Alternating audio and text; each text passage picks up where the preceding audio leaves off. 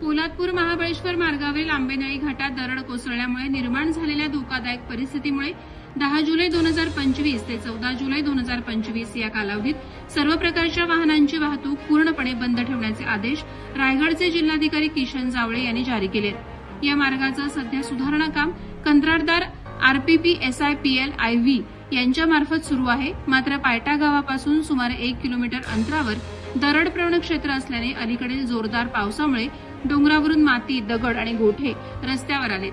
या अडथळ्यांचे हटवण्याचे काम जेसीबीच्या सहाय्याने युद्धपातळीवर सुरू असून त्याला 3 ते 4 दिवस लागणार आहेत।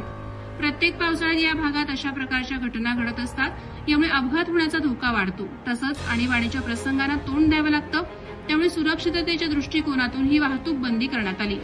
पोलीस अधीक्षक रायगड आणि तहसीलदार पोलादपूर यांनीही रस्त्यावरून वाहतुकीस बंदी घालण्याची शिफारस केली होती, त्यानुसार जिल्हाधिकाऱ्यांनी निर्णय घेतलाय। या काळात नागरिक आणि पर्यटकांनी पर्यायी मार्गांचा वापर करावा, त्यामध्ये पोलादपूर, माणगाव, ताम्हिणी घाट, पुणे, सातारा हा मार्ग, तसंच पोलादपूर, चिपळूण, पाटण, सातारा, कोल्हापूर या मार्गाचा वापर करावा। पर्यटकांची गर्दी आणि अवजड वाहनांच्या चढ उतारामुळे अपघात होण्याची शक्यता लक्षात घेऊन ही वाहतूक बंदी अत्यावश्यक ठरली आहे। नागरिकांनी सहकार्य करावं असं आवाहन प्रशासनानं केलं आहे।